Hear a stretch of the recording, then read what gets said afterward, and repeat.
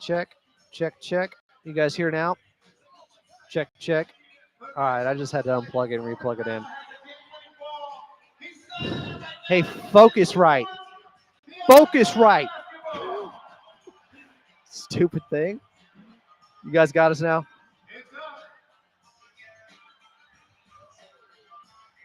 Guys, that fourth quarter was atrocious. I do not subscribe to Matt Warren here saying excellent win. Don't focus in the fourth quarter. It's a win, folks. There are some really bad moments that teams are going to focus on and use against the Clippers after what Golden State's press just did to them in the fourth quarter. This stuff matters. 10 turnovers in the fourth quarter. This stuff matters. I never say a win is a win. I never say a loss is a loss. You can learn from defeat. You can build bad habits and wins.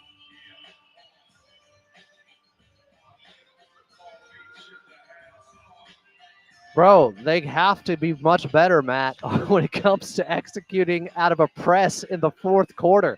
They had 10 turnovers in the fourth quarter. That stuff is going to happen in big games from teams coming up. That stuff's going to happen in the playoffs. Yeah.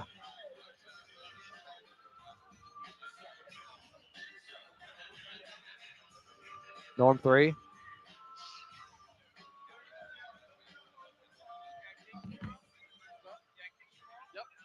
The Norm 3.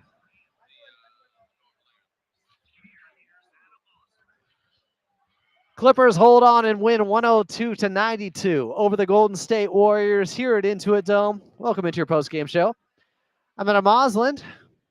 Coming up, we got second half highlights, your final box score, and more as the Clippers improve on the season to 18-13 without Kawhi Leonard. Okay, not 18-3. That would be even something bigger to celebrate here. But 5 games over 500 without Kawhi Leonard is not nothing. This was another big victory for this Clippers team. However, there are some things they need to clean up. That fourth quarter was as ugly and embarrassing of one that I can remember in a win. It was that bad. They had 10 turnovers. The Golden State Warriors put on a full court press, and the Clippers had no idea how to break it. That was brutal to watch. Now, you'll take the victory, but there's always things to work on, regardless. This is one of those things where teams are getting tape on them, and they're going to use that fourth quarter against them coming up. Believe that. So you love the victories, but there's context to it. Every possession matters. You think Coach Lue is not going to talk about what happened in the fourth quarter? He will. We'll talk about it as well post-game on Clippers Talk. 866-987-2570, 866-987-2570. But coming up here, we'll get to your second half highlights. Clippers win 102-92 over the Golden State Warriors. They're 5 games over 500 without Kawhi Leonard, who, as we talked about with La Murray earlier, he's on the way. The target date is January 4th against the Atlanta Hawks back here at Intuit Dome. Coming up next, more postgame, your postgame locker room show right here on the Los Angeles Clippers Audio Network.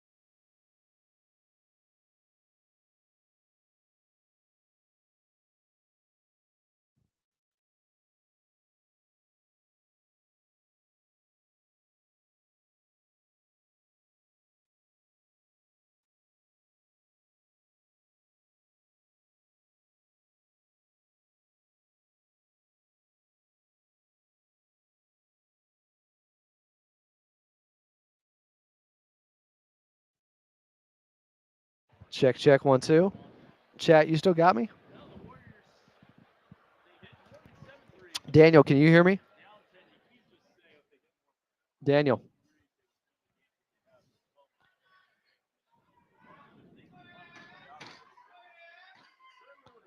Hold up, hold up. Daniel, we can't hear you. So you might have to text me here when we're back, as long as we're still on. Dan- okay. Are we still on the air? Yeah, we're in break right now, and I can hear you through the board. Okay, yeah, we can't hear you. So just tell me, just text me when we're coming back. Okay. All right, let me check. We're back in 40. Let me see what's up here. All right, back in 40 seconds. Cool. Yeah. All right, cool, cool. Let's not do highlights. It's gonna be too difficult because I'm not gonna know. Okay. All right. Just text me when we're back. All right. We'll come in here for a couple minutes and then I'll get out. Thank you.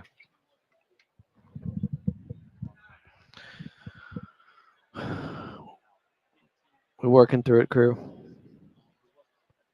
The meter's running.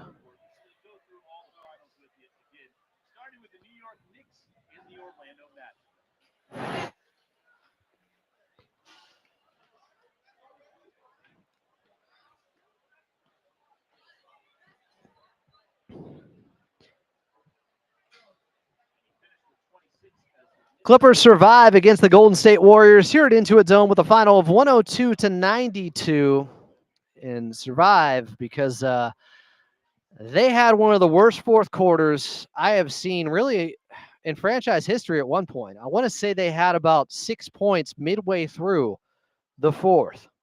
They would figure it out. They would get pedal back to metal. But after they were leading by 21, it looked like the Clippers took their foot off the gas. That competitive integrity that Brian Seaman often talks about, it was missing in the fourth quarter. Now, some of that was due to the press that Golden State was putting on them. The very first play of the fourth quarter was almost an 8-second violation. The Clippers simply weren't ready for it. Coach Lou was. He called a timeout with 1 second remaining before that 8-second violation. They ended up getting a turnover anyways on the inbound pass where Norman Powell eventually caught it after the timeout and stepped out of bounds. But that was as shaky of a fourth quarter performance in a win as I have ever seen. Now, you will take the victory all day, every day. Clippers are 18-13 on the season. They're 5 games above 500 without Kawhi. More on when he could be returning coming up here. But you want to see your team run through the tape. And that was alarmingly close when the game was within 3 after the Clippers had a 21-point lead. I mean, the only time they've given up a lead like that was, I hate to say it, but last year to the Los Angeles Lakers, where they blew a fourth quarter lead of 21. And LeBron caught fire, and there was nothing that could be done. Tonight it was Jonathan Kuminga, 34 points off the bench in 37 minutes for the Golden State Warriors, keeping them alive. And what's wild is it wasn't three-pointers that got them back into it. Their first made 3 of the second half happened midway through the fourth quarter. They were just getting easy ones off the Clippers' miscues and turnovers and not being able to handle the ball pressure on the press by the Golden State Warriors that started early in the fourth quarter. And the Clippers were extremely sloppy with the basketball. So, things to work on. You'd rather be able to work on them after a victory. But Coach Lou's got a lot of tape that he's going to be pointing to with this squad, letting them know, hey, we have to be better in this area because in the playoffs, they're going to pick you up 94 feet much more often. And the Clippers really struggled in that scenario. 10 turnovers in the fourth quarter alone. They hold on, they win, survive in advance.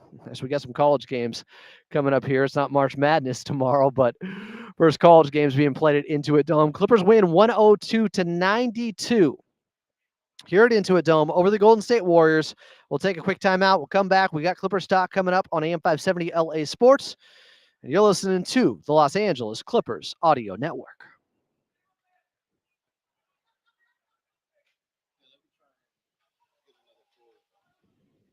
I got one more. Do you need one more?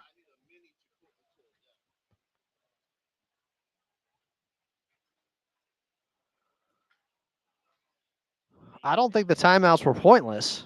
It played out that way because the Clippers obviously they didn't make the adjustment, but the timeouts were for a reason. They were continually giving up the basketball. It was contagious. The turnovers were that was as ugly of an end to a game as I have ever seen. They are lucky they were up 21. Yes, you will take the victory. But my goodness, the Clippers have to improve when it comes to their late game execution when they're picked up 94 feet. Because those traps and that backcourt press by the Golden State Warriors had their heads spinning. Unbelievable. Clippers had 11 turnovers entering the fourth quarter. They finished with 23. So by my box score, I got them at 12 turnovers in the fourth. I might have shorted them too. Different box scores, different numbers. Vita Zubats had a rebound taken away the last game. That was just a really disappointing end to what otherwise was a really strong performance overall. At least in the third quarter. It was one of their, as Carlo mentioned, one of their better third quarters. They outscored Golden State 32-19. Golden State used to be the kings of the third.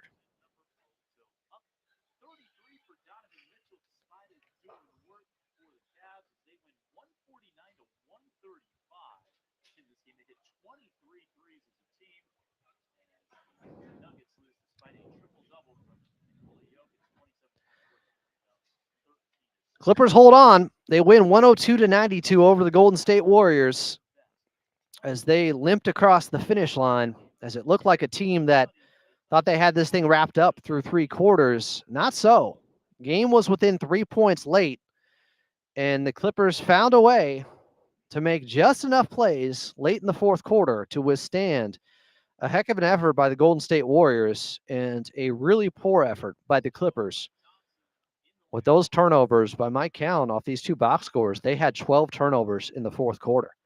Just unserious basketball being played out there. Like they lost that competitive nature they were playing with in the third quarter. Completely. Disappointing, but ultimately still a victory for the Clippers. They're 18-13. I don't know if that's a burn the tape fourth quarter, though. That's something they have to learn from. Teams are going to throw a press at you more often, especially in big games, in playoff games. It was 91-88. Clippers up by 3 with 2:30 left. James Harden had a big floater. Ivica Zubac had a big block.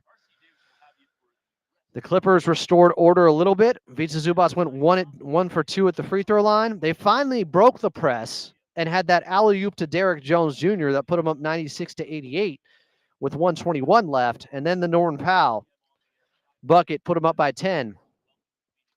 And that would pretty much seal this one on the long outlet pass from Chris Dunn.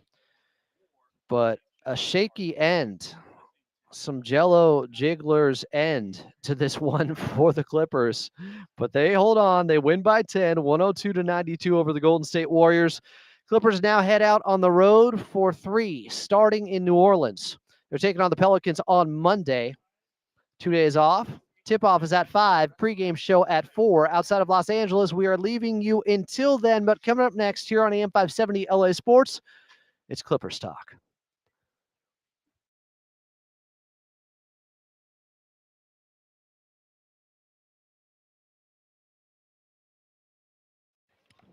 Yeah, I understand the frustration. Honestly, my guy Matt Matawarren in here trying to be like, hey, it's a win. Who cares? Like, I care. How you play matters. Because bad habits, that stuff can bleed into the next game. That could be the back of their mind. Because remember, to start off this season, they had some trouble late in fourth quarters with really bad turnovers. Remember 2 inbounds passes that were turnovers for the Clippers? I don't want to see those issues rear their ugly heads again. at all. So when I see Metal Slug 26 here in the chat saying I was screaming at the TV and his 3-year-old son repeated some swear words that he said, I get it. Yeah, I was tough on the air. That was pretty inexcusable.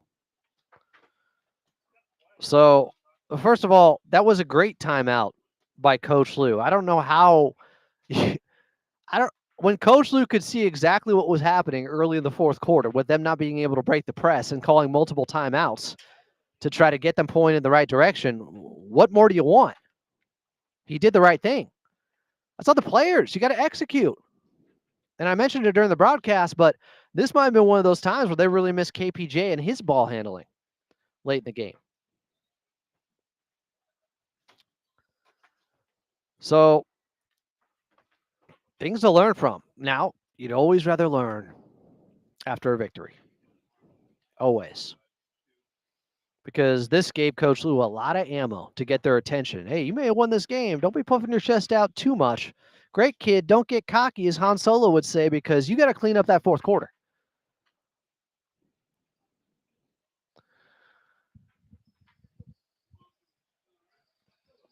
That was.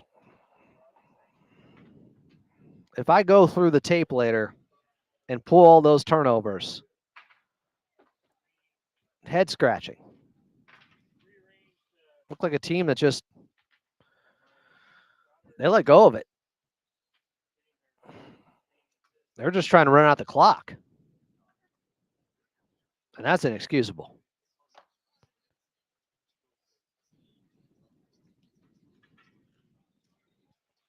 The Clippers did lose some of these, like, it doesn't mean you're a bad team. It means you want to be a great team. You can't do what they did in the fourth quarter. They're lucky they were taking on Golden State without Steph and Draymond.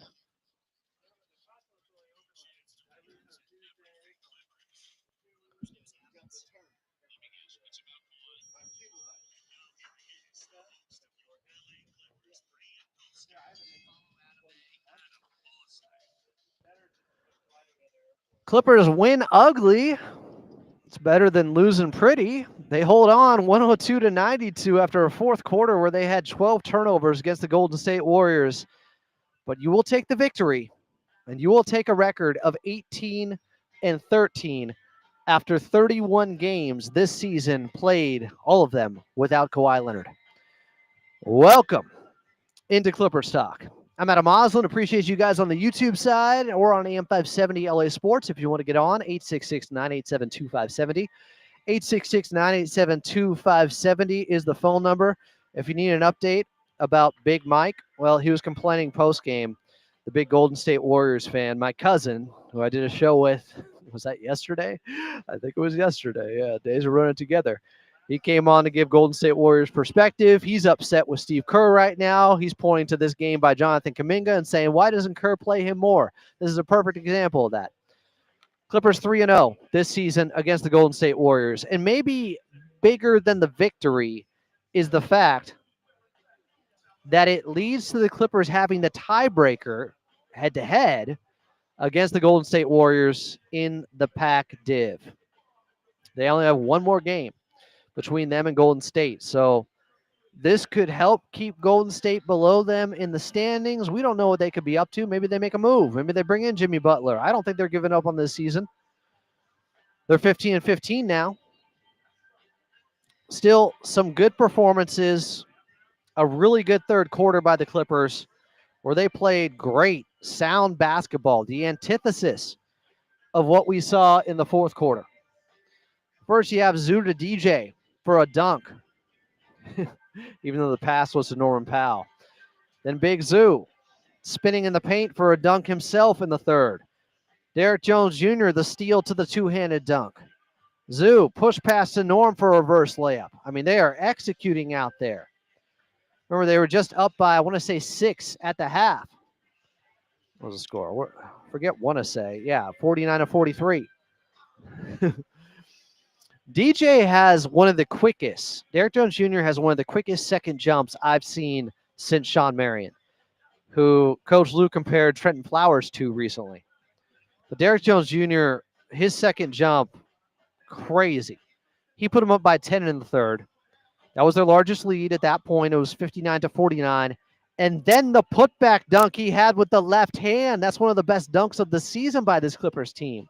Nasty airplane mode, flying in, just hovering in a holding pattern. It felt like how long you were watching him in the air. Then Dunn clamped Dennis Schroeder out of a timeout and gets a turnover. Harden jumper. Clippers are up 15. They went on a 14-3 run. They were not done yet. Well, Golden State started to battle back. Wiggins hit a jumper. Harden to fall away. Kuminga bucket. There'd be more of those. Really nice defensive play by Norm to swipe the ball out of bounds after a turnover where it looked like Golden State was going to have a 2-on-1 with Pods getting an easy layup, and Norm got back on defense in time. But then Pods had a floater. They're back to being up by just 9 in the third quarter. A Batum 3 that was really a big silencer shot. That put the Clippers back up by 12. And good defense, multiple good defensive plays by Harden in this one. He had a big block in the first half. He had a play on Santos in the third quarter, who turned it over. A big Dunn 3. He needs that shot. Clippers are back up by 15 in the third. Then Harden blocks Pods. It turns into a jump ball. Amir hits a 3 off a Harden pass. They're up 16. Batum, long rebound off a Harden miss. Got the offensive board. Got it to Norman Powell. He hits a 3. Clippers are up by 19. They got up by as many as 21. And heading into that fourth quarter, yeah, it felt like they had a secure lead. Given no Steph Curry, no Draymond Green, you're up 21. It's 81-62. There should be 19 there, but they were up as many as 21 in that third quarter. And the Clippers completely let out a sigh of relief, I think. And it was as uncomfortable as I have seen a team when it comes to trying to break a press in the fourth quarter. I think partly because maybe just the ball handlers or lack thereof, partly because of Golden State, and the third part was because the Clippers were just flat out lazy with the basketball. I'm going to call it what it is. There were unforced errors. There were passes that should have been made, and then other passes that should not have been made.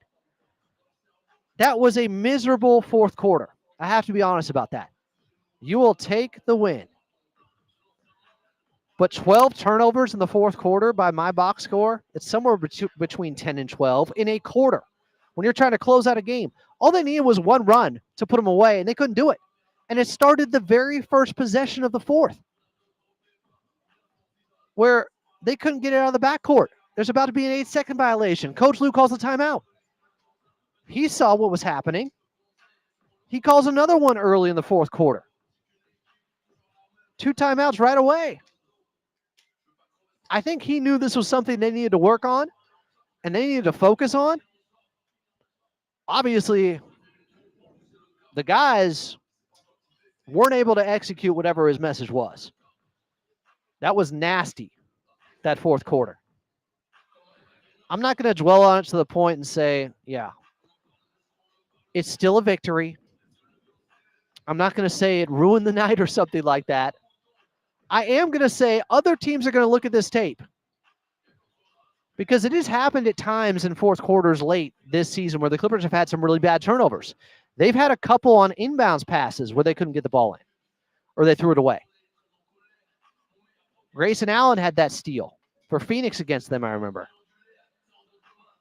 These are the little things that lead to losses against good teams, because you're not going to be up 21. If they just had Steph Curry tonight, you're not up by 21. You're not up by 19 heading into the fourth.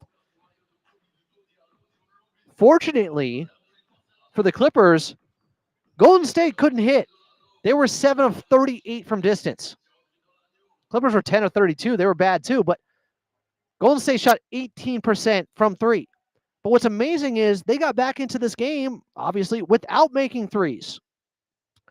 Their first 3 of the second half, I want to say it was midway through the fourth quarter. They were getting easy layups. They were back to getting some offensive rebounds. Those were problems tonight for the Clippers, especially in the first half. That's what kept Golden State in it. I think they took 9 or 10 more shots in the first half, even though they were shooting under 40% from the field. So make no mistake, I can't imagine Coach Lue is happy, even after a victory, because that's how it has to be. It's not about winning with style points. It's about playing the game the right way. It's about running through the tape and continuing to play hard, possession to possession. Clippers were fortunate in some ways. I'm not saying they got away with one because they're the ones that built up a 21-point lead. They earned that lead. They earned the ability to play that poorly late and still come out with a victory. But you don't want to see a team back into a win like that. And what worries me most is how other teams could be licking their chops, seeing the Clippers unravel and fall apart like that on a full court press. Now you can take the other side and say, it's great they got it out of their system now. And Coach Lue has this tape to look at, and so it gives them something to work on. That's the upside, and that's valid. I just felt like the effort and the energy, there was some lifeless basketball being played, some unserious basketball in the fourth quarter. And we don't normally say that about the Clippers. Well, I have a moment. Let's pause 10 seconds for station identification here on AM 570 LA Sports.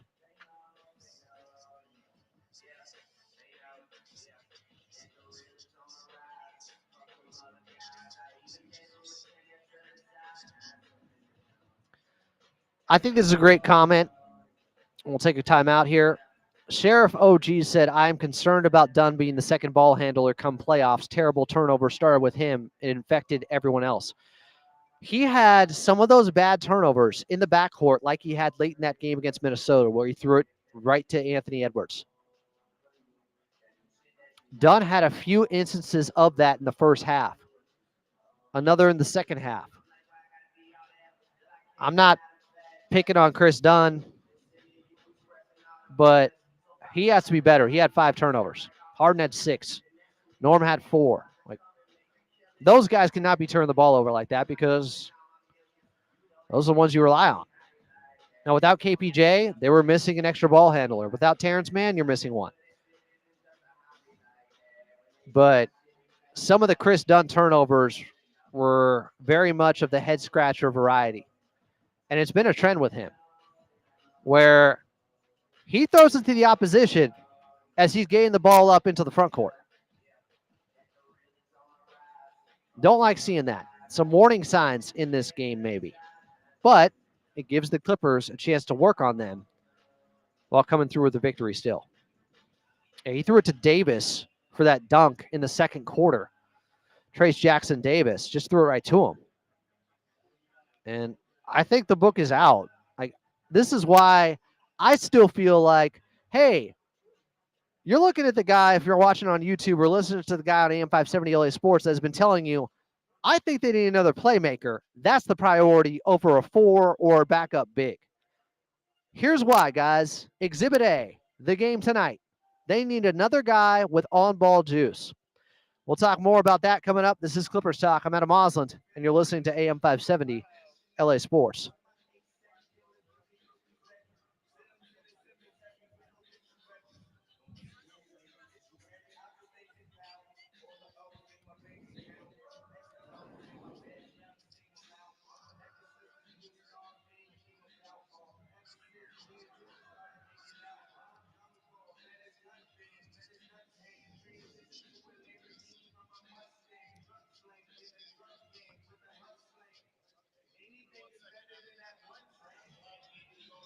Cool.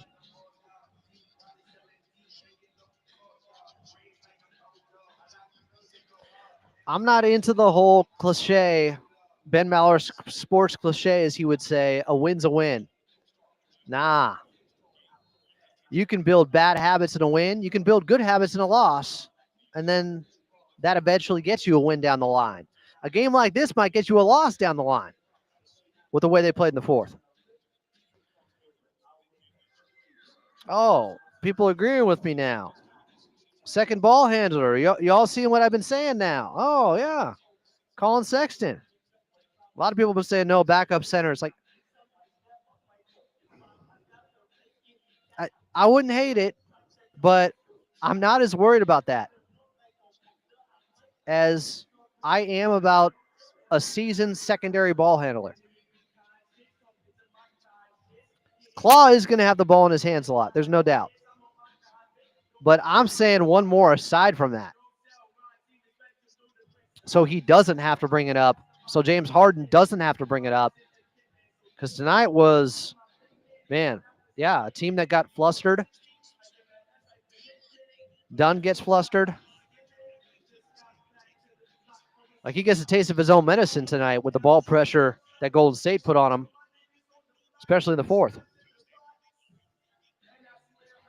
You want good process, yes, in wins and in losses. Sometimes you lose a game like I didn't feel like they played that bad against Boston, but Boston hit 25 threes or whatever it was. It's like not you can't control what you can control.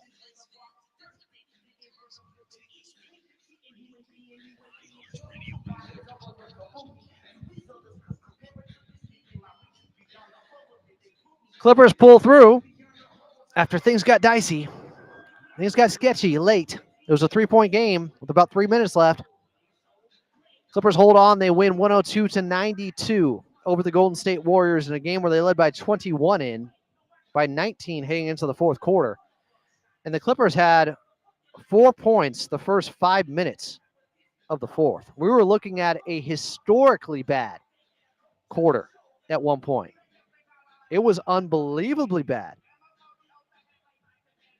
So they come through, they get the win, but you want to see better execution, effort. I mean, they had 4 points, guys. They had 4 points in the fourth quarter through till the 436 mark. So we're talking like 5.5 minutes, and they had scored 4 points and probably had already 8 turnovers up to that point. They would end up with 12 turnovers in the fourth quarter. I'm not trying to be overly critical. I'm talking about stuff that can get you beat later on if you don't clean it up now. They have a chance to clean it up. They can do that.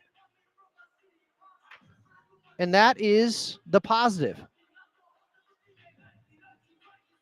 They looked tired at times. They looked disinterested at times in the fourth quarter. Like, oh, we're up 19. Golden State doesn't have Steph. We're good. We can park the bus. Is that what it's called in soccer, football? Sit on a lead. They did. They escaped. They earned it because they got it by 21. But you don't want to see a team almost give it away. You don't want to see a team get exposed for maybe having a real flaw like that against a full court press. I'm telling you, I have been talking about needing another ball handler as the number one priority for a while. Brian Seaman and I were talking about it a couple weeks ago. Everybody talks about power forward, backup center. No. I'm more concerned about not having someone more sure-handed with the basketball.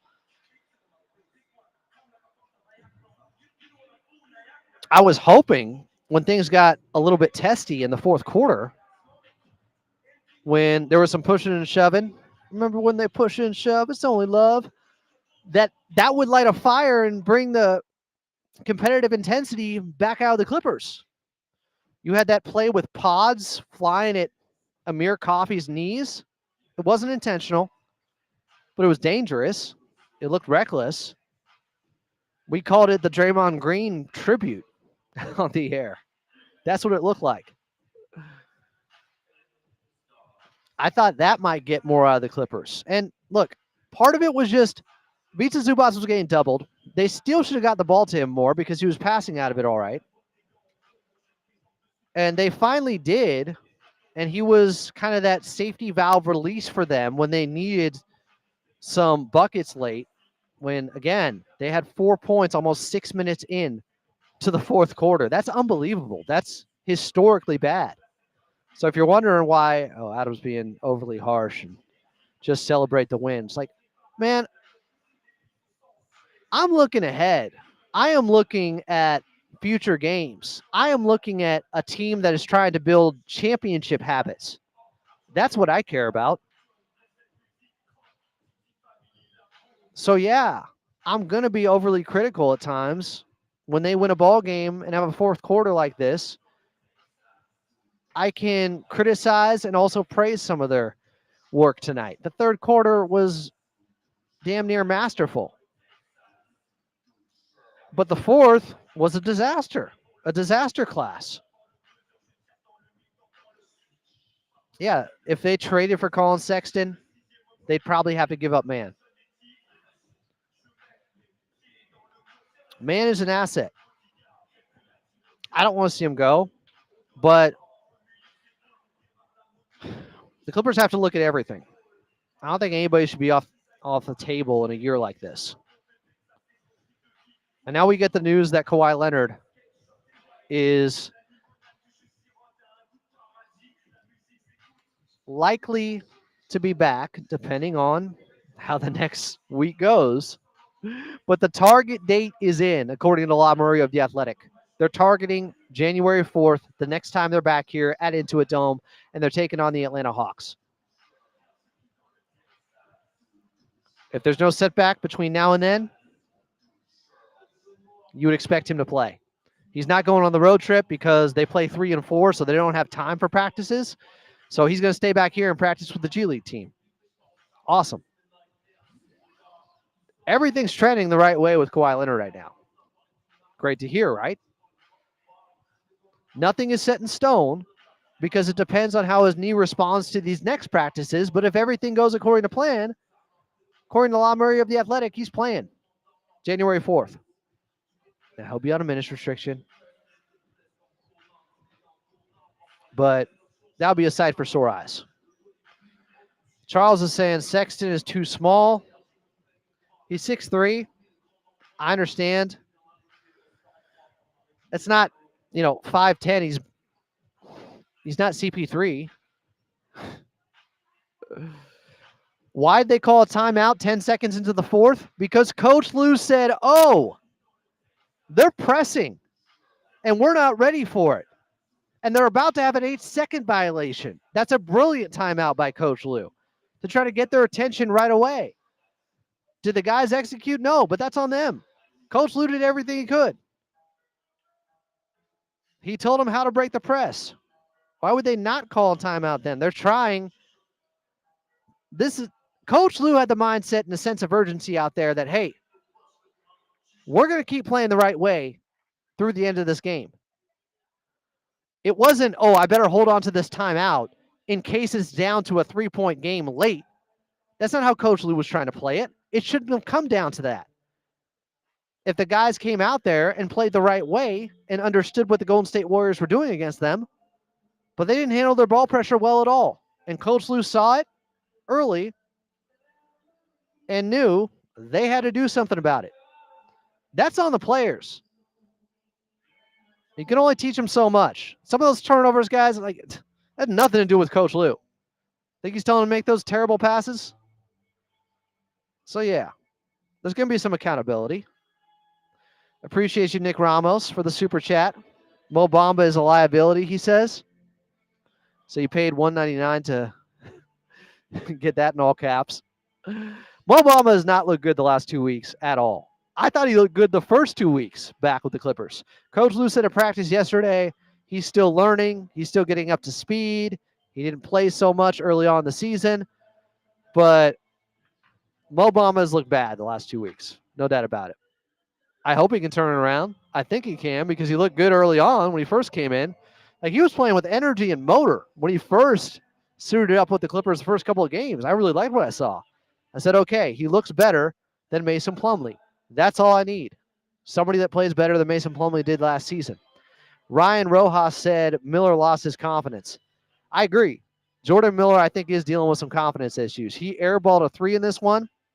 He turned down some shots, and he got ripped or had a turnover at the rim.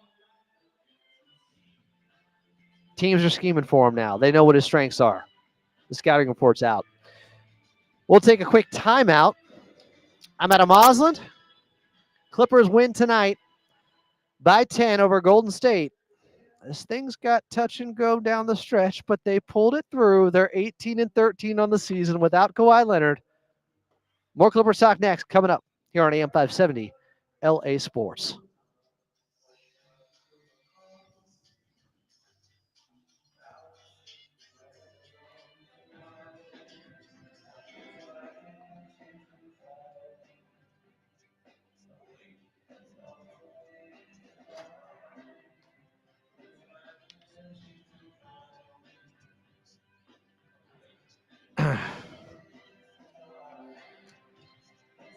I'm going to text Big Mike that people are calling him out and saying, "Where's Big Mike?" You guys are too much.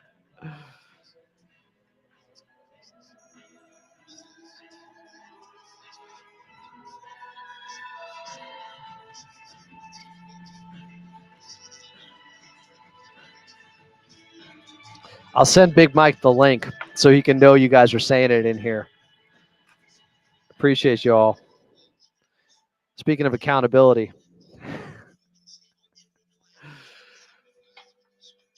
it's too funny. I love having characters involved with the show. Like we got Quentin's a character.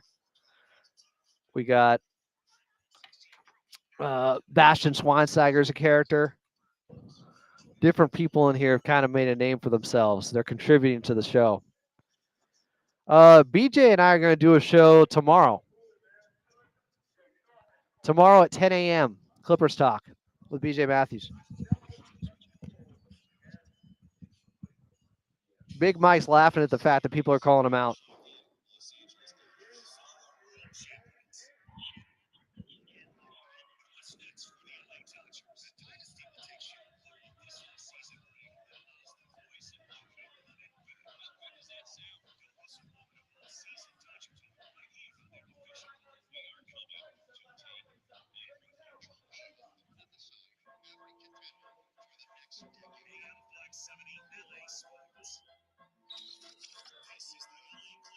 I apologize to the callers. We're having some technical issues, so we can't get to calls tonight.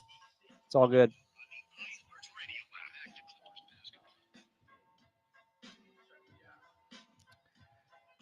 Clippers win 102-92 over the Golden State Warriors. Third victory over Golden State this season. First two were more impressive for a variety of reasons. Steph Curry and Draymond played in those, and then the fourth quarter with the Clippers almost having a monumental collapse, leading by 19 heading into it, and it was down to a three-point game with just minutes remaining.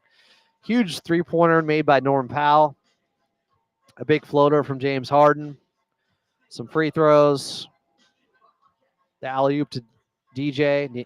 I almost say DeAndre Jordan, because when I think of alley-oops, I think of Brandon Knight and Ralph Lawler on the call. Derrick Jones Jr. with an alley-oop when the Clippers were actually able to break the press. 1 out of, 15 times. Welcome back in. I'm Adam Osland. It's Clippers Talk. Yeah. I'm looking for some post-game audio from Coach Lou. Law Murray has the same 12 fourth quarter turnover number that I have. 2 shot clock violations, guys. Like, this was so brutal. I can't emphasize how poorly played that fourth quarter was. I didn't even know what I was watching. Ty Lue said post-game, the Clippers have been working in practice on plays they run for Kawhi Leonard, so the team is up to speed when he comes back. Specifically mentioned the team's new players getting used to playing alongside him. New players getting used to playing alongside Kawhi Leonard. I want to see if he has any fire and brimstone for the way the Clippers ended this ball game, as we certainly have been talking about it. What was up with Pods? He was taking the wrath of the wall here at Intuit Dome. You guys were killing Brandon Podziemski. Was it just the foul? the hard foul on Amir Coffey? Was there something else that happened that I missed? Because you guys were letting them hear it, and I'm here for it. Impressive showing from Clipper Nation. The wall was loud once again. I don't think there was any free chicken one, but Golden State ended up, instead of missing 10 free throws like last time, they cut that in half and only missed 5. But Golden State, they're actually the worst free throw shooting team in the league, and this is the toughest place to hit free throws at here at Intuit Dome. Thanks to you, Clipper Nation. I understand. Not trying to be overly critical or pile on, but it is a storyline coming out of this game, just how poorly the Clippers played in the fourth quarter. And I do want to flip it a little bit and talk about some of the things that went well, like Ivica Zubac's being featured early in the game. First play of the game, he dunks on Trace Jackson Davis. He gets a floater to make it 13-9. An and one with the right-handed hook over Looney. Another right-handed hook. He's got 8 points in the first 8 minutes. He was really good. I wish they featured him more in this game. He was my player to watch. He still finished with 17 and 11. But the Clippers were getting out-rebounded in the first half by a pretty large margin as they were not cleaning the defensive glass. In fact, at the half, the Golden State Warriors had, I want to say, 11 offensive rebounds. Yes, it was. 11 offensive rebounds. They got up 49 shots in the first half. The Clippers 40.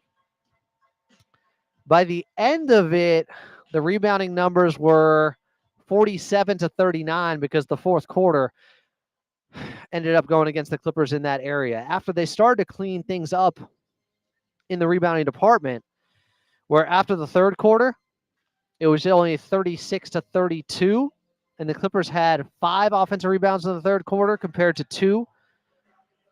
Make it 3 for the Golden State Warriors, so they were competing better there.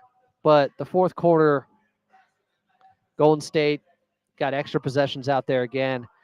And it's not easy to win a game where the opposition gets 20 more shots up than you. It's not easy. Here's how it happens. That same team that got 20 more shots up shot 37% from the field and 18% from 3. That was Golden State tonight. Clippers weren't great from 3, 10 of 32. But did Golden State only hit 1 3 in the second half?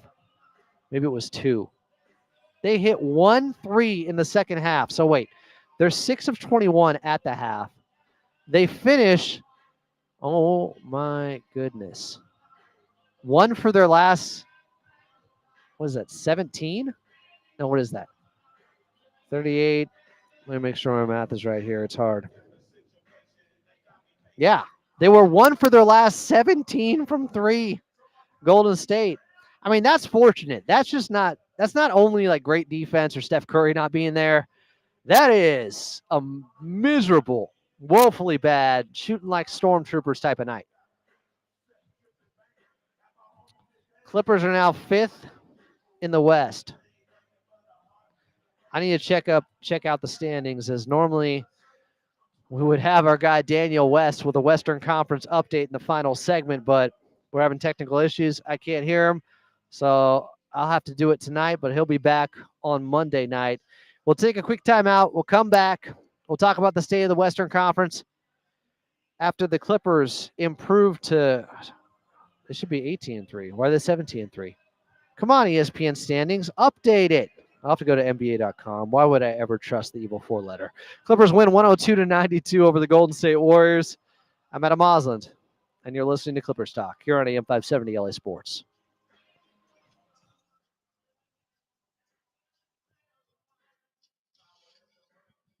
This is the power, minute after minute, hour after hour.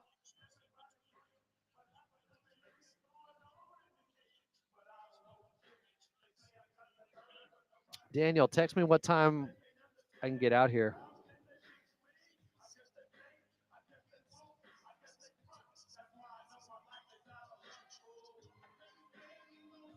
Daniel can hear me, but I can't hear him, guys, if you wanted to know.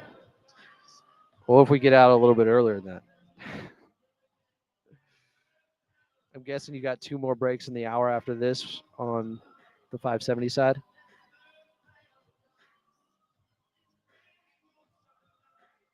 Just tell me what's the earliest we could get out, I guess. Not trying to keep Big Brother Jake here with his splint on.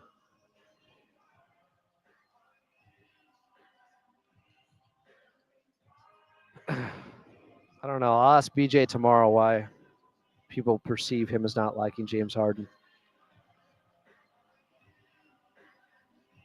I love the Kawhi fishing commercial.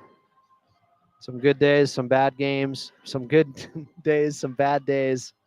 But I keep coming back.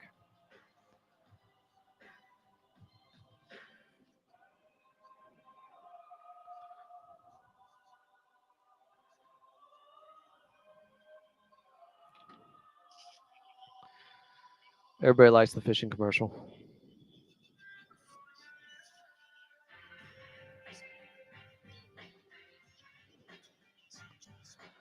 I don't know if it was a game the old Clippers would have lost. Losing a 21-point lead in the last 12 minutes is really hard to do.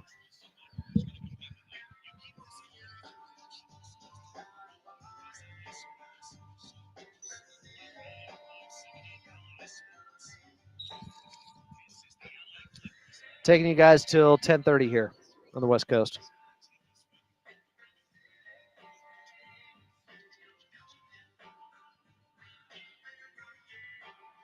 Feel bad we can't take calls.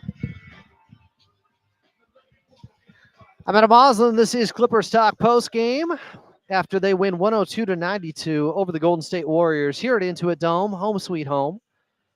We're on the season now. The Clippers are 11-6 at home. After starting off losing their first 4 games, then I think they won 9 straight.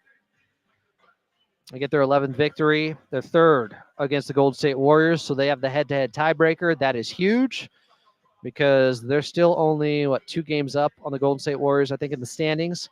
Looking for a standings update here. Appreciate you guys. You know, good help is hard to find here. ESPN.com does not have the standings updated yet, so I'll go to NBA.com. Unfortunately, can't get to your phone calls, and I do want to apologize for that tonight. It's just one of those things. Technical issues rarely ever happens. It's all good, though. You can get in on the chat side at Clippers Talk on YouTube. Everybody praising the new Kawhi Leonard commercial, which I'm a big fan of. I've liked the New Balance commercials he has done. The first one he did, or he's like playing the piano, he's playing like pantomiming the strings. That's probably my favorite basketball commercial in the last 10 years. That was back in 2019, 2020, somewhere in there. So the Clippers are 18-13 and currently fifth in the West. Fifth. 18-13. Who are they above? The Lakers, who are 17-13. You got to like that. OKC, of course, still the pace car. They're 24-5. So the Clippers are 7 games back of the number 1 seed. But they're only 3 games back of the Houston Rockets, who are in the 3 spot. The problem is they beat the Clippers 3 times so far this season, so they have the tiebreaker. They still play them one more time. They are only 2 games back of the Dallas Mavericks, who are in the 4 spot. In case you were wondering, the Memphis Grizzlies are still in the 2 spot, who the Clippers beat last Monday. But the Clippers 2 games behind Dallas in that 4 spot. And unfortunately, Luka Doncic is out for a significant amount of time with, a calf injury? Something I think he has dealt with in the past that's kept him out of games. So, look, hate to see it, but the Clippers may have an opportunity here to make up some ground against Dallas, who they got the split with in the first 2 games they played against them. Dallas, though, I believe won earlier tonight, unless I'm mistaken, because I didn't check back on that score. Yeah, 98-89 in Phoenix without Luka Doncic. They're still a really good and deep ball club. So people are saying Luka could be out for about a month. The Clippers need to make some hay there. They need to gain some ground and get into a top 4 seed in the Western Conference. And when you look at the upcoming schedule for the Clippers, guys, I don't want to say it's favorable, but there are winnable games in there, like their next 2. on the road in New Orleans against a team that is just so beat up this season. They're the worst team in the Western Conference because of all the injuries. They're 5-27. They're 1-9 in their last 10 games. They've lost 9 in a row. They can't compete at times right now. Don't overlook them. You have a couple quarters like the Clippers had in the fourth quarter, you will lose that game on Monday. But it's a front end of a back-to-back, so even more important to get the jump on the Pelicans so you can be a little bit better rested for the game on New Year's Eve in San Antonio against the Spurs on Tuesday. Then Thursday, day off, New Year's Day, January 2nd, they're taking on the OKC Thunder. Then they got a day off, and that's on the road, by the way. And they're back January 4th, taking on the Atlanta Hawks. And La Murray of The Athletic has reported that is the target date for Kawhi Leonard's return. Huge. That is, if everything goes well in practices like things have been so far, yes, he can be back for that date. He will be, according to La Murray of The Athletic, as long as there's no setbacks between now and then. So, Coach Lue, post-game, did credit the team for keeping their composure late in the fourth quarter as the Warriors trimmed the lead from 21-3. Lue also credited the Warriors' ball pressure in the fourth for the Clippers' turnovers. Quote, in 3 days, I won't even remember how we won. It's a W. So, Coach Lue is turning the page. I'm interested behind the scenes on what could be happening when it comes to film study on how bad that fourth quarter went, because Coach Lue has been critical even in wins before. But this is one where maybe he is thinking about burning the tape in the fourth quarter. I don't know. Have I talked about Kawhi? Yes, I've talked about Kawhi. I had La Murray on the pregame show. I think I've talked a ton about Kawhi. I did a show on Christmas Day about Kawhi Leonard, what Santa Claus could look like when he returns. Kawhi Leonard's first 8 games back from the ACL, he was getting about 11, 12 points per game on 11 shots per game. He really took it easy at first and then started to hit the gas a little bit after a game against the Boston Celtics late in 2022 in December, where he had 25 points. But first 8 games, he was shooting 40% from the field. I think it was like 15% from 3 when he first came back from the ACL. Like, Kawhi, I expect him to start slow. I expect people to start making jokes immediately and saying he's washed or he's lost a step. We just heard from Jordan Miller yesterday, by the way, at practice, saying, I don't think he's lost a step at all. Talking about how good he has looked in the mid-range, how difficult it is to defend him. Because I've always said this, but Kawhi looks through defenders. You have a hand in his face, you're right there, and he still sticks those tough shot, perfectly defended shots in the mid-range. That's who Kawhi is. That's his bread and butter. He's a 47% career shooter from 10 to 16 feet out. That's elite. That's Jordan-esque. Really. So I have not talked to Kawhi outside of media day. One time I was turning the corner in the tunnel back at Crypto where the pregame media presser was, and Kawhi was just coming from his pregame warm-up session.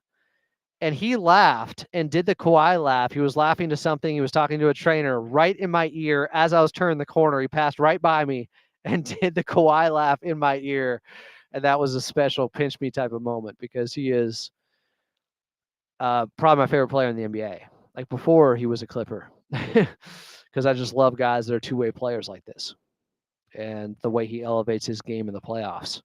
Just want to see him be able to start and finish a playoff run. Get healthy, Claw. They need him. Because, yes, another ball handler like him out here on the floor in the fourth quarter, somebody that is pretty sound with taking care of the basketball, that would have helped. of course. Clippers still come through. They win 102-92 over the Golden State Warriors. And before we get out of here tonight on Clippers Talk, I do want to thank the Clippers organization, Ralph Lawler, Brian Seaman, Noah Eagle. The impression he did of his dad and him having an argument, by the way, is must listen to or must watch video. I think Bleacher Report picked it up. It's got a few million views on X. Check that out with Noah Eagle, our guy who's been putting in big work the last week on the NFL side, including on Christmas Day. Carlo Jimenez putting in that work tonight here at Intuit Dome. Great call, Carlo. Big thanks to Big Brother Jake Warner, our head engineer. It was good to see him again. The guy's been playing hurt for some time. Not complaining. I complain more healthy than Big Bro complains with a fractured arm. But we're happy he's safe and he's back with us here. Also, a big thanks to the listeners, the chatters. I'm sorry we couldn't get to your phone calls. We'll do it on Monday. We'll get to more phone calls on Monday, as our guy Daniel West will be helping me screen them. Daniel West doing big work back in Burbank, our producer there. Thank you, Daniel. If you're saying anything in my ear, I can't hear you, but that's all good. We'll get it worked out on Monday. Until Monday with the Clippers in New Orleans taking on the Pelicans. Tip-off at 5, pregame at 4. I'm Adam Osland.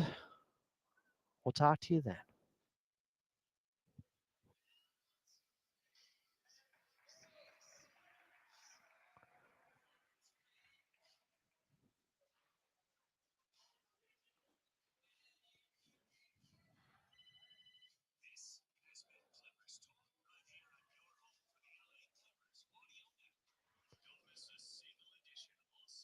Appreciate y'all.